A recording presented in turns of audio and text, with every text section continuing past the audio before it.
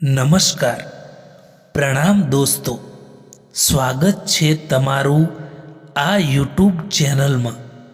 દોસ્તો, આજનો વિડિયો એ ચિંતા કરતા લોકો વિશે છે, જે લોકો વધારે પડતી ચિંતા કરે છે, જે લોકો કાલની ચિંતા કરીને આજે ખુશ નથી રહી શકતા, એ લોકો વિશે છે.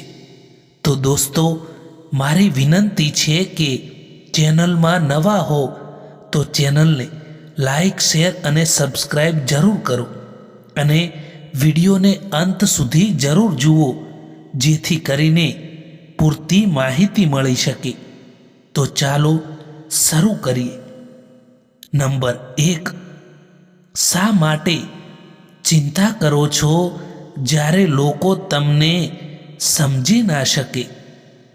અસલમાં ચિંતા તો ત્યારે થવી જોઈએ જ્યારે તમે ખુદને ના સમજી શકો.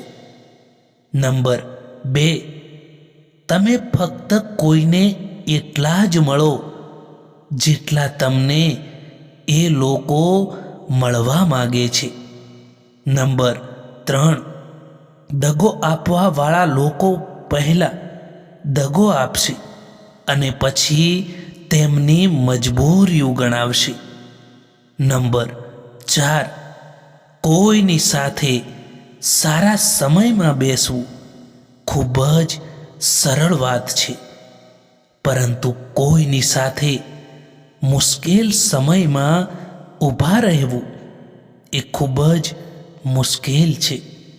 નંબર 5, સંબંધો ઓછા બનાવો પરંતુ સારા બનાવો, કારણ કે લોકો હંમેશા બહેતરની તલાશમાં બહેતરીન ખોઈ દે છે. નંબર 6, વાતો એમનાથી કરો જે તમારી કદર કરે છે, એમનાથી નહીં જે તમને ઇગ્નોર કરે છે. નંબર 7, એક જમાનો એવો હતો કે લોકો પરાયા માટે પોતે પણ રડી પડતા હતા, અને આજે લોકો પોતાનાઓને રડાવીને પણ ખુશ થતા હોય છે. નંબર 8, ઘડિયાળને રિપેર કરવાવાળા મળી જશે, પરંતુ પોતાનો સમય તો જાતે જ સુધારવો પડે છે. નંબર 9, સમય એક જેવો ક્યારેય નથી રહેતો મિત્રો. એમને પણ રડવું પડે છે જે બીજાને કોઈ પણ કારણ વિના રડાવે છે. એકલા ચાલવું અઘરું નથી, પરંતુ કોઈની સાથે ચાલ્યા પછી એકલા પાછા ફરવું ખૂબ જ અઘરું છે. ખૂબ જ મુશ્કેલ હોય છે એ પળો જ્યારે તમે અંદરથી તૂટી રહ્યા હોય અને મુસ્કુરાવવાની તમારી મજબૂરી બની જાય. આપણી હાર એમાં નથી કે બીજા લોકો આપણને નથી ઓળખતા, પરંતુ આપણી હાર એમાં છે કે આપણે પોતે જ આપણને નથી ઓળખતા. જેની આદત હંમેશા બદલવાની હોય તે ક્યારેય કોઈના નથી થતા, પછી તે ભલે સમય હોય કે પછી કોઈ માણસ હોય. ઘમંડ માટે નહીં, પરંતુ ક્યારેક ક્યારેક આત્મસન્માન માટે પણ કેટલાક લોકોનો સાથ છોડવો પડે છે. આ જિંદગી એટલી આસાન હોતી જો ચહેરાથી સાચા ખોટાની ખબર પડતી હોય. કંઈ પણ કર્યા વિના ફક્ત એક જ વસ્તુ આગળ વધે છે, અને એ છે ઉંમર. સમય રહેતાં જ પોતાને બદલી દેવામાં જ ભલાઈ છે, કારણ કે જો સમયે બદલ્યા તો ખૂબ જ તકલીફ થશે. એક હદ સુધી તૂટી ગયા બાદ માણસ પોતાની બધી જ ખુશીઓને પણ ઠુકરાવી દે છે. પોતાના તો એ હોય છે જે બીજા કોઈ માટે તમને નજર અંદાજ ના કરે.